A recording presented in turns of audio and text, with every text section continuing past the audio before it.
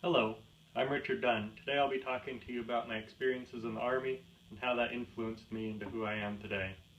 I joined the Army right after high school. I went to basic training in 2011 in Fort Jackson, South Carolina. I spent 9 weeks there learning all the skills needed to be a proficient soldier. Everything from rifle marksmanship to map reading to physical activity. After the 9 weeks of basic training, I went to Fort Huachuca, Arizona, where I learned my individual job skill, which was intelligence analyst. I learned map reading again, and also how to work the Army computers to do the intelligence products that we were required of. After 16 weeks of intense training there, I was stationed to Fort Lewis in Washington State. There I met my wife, Kayla. Our unit was soon to deploy to Afghanistan, so right after I got to my unit there at Fort Lewis, we went to California for another 6 weeks of training. After that pre-deployment training, we were allowed to take leave back home. I came back to Nebraska and visited my family for a couple weeks.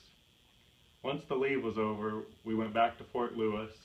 From there, we deployed to Afghanistan, where I spent 9 months in Kandahar province.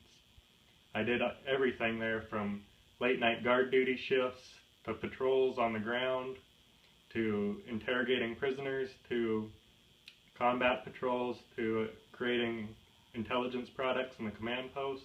I did a little bit of everything while I was deployed. It was very influential on my outlook on life. I really appreciate the fine things we have in the United States, from running water to electricity to even the basic freedoms that we have.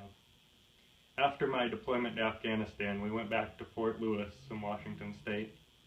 From there, though, I soon went back to Fort Huachuca, Arizona to run the mailroom there for the base. I was in charge of over 4,000 soldiers' mail every day. It was a very thankless job, but luckily soon after that, I was sent to the Honor Guard platoon for the base. We conduct all the funerals and ceremonies for the surrounding area. All the funerals included the veterans, the retirees, and then the active duty soldiers as well that were killed in action. It was a very rewarding job and very humbling experience, handing over the flag to the next of kin. I did 1 year of that, and after my completion in the Honor Guard platoon, I decided to get out of the Army, or ETS, end of terminal service. I spent 5 years in the active duty Army, and after that, my wife Kayla and I moved back to Nebraska, where I'm currently enrolled in Southeast Community College to learn to be a laboratory technician. Thank you for your time today, and I hope you understand more about me and my personal experiences in the Army. Thank you.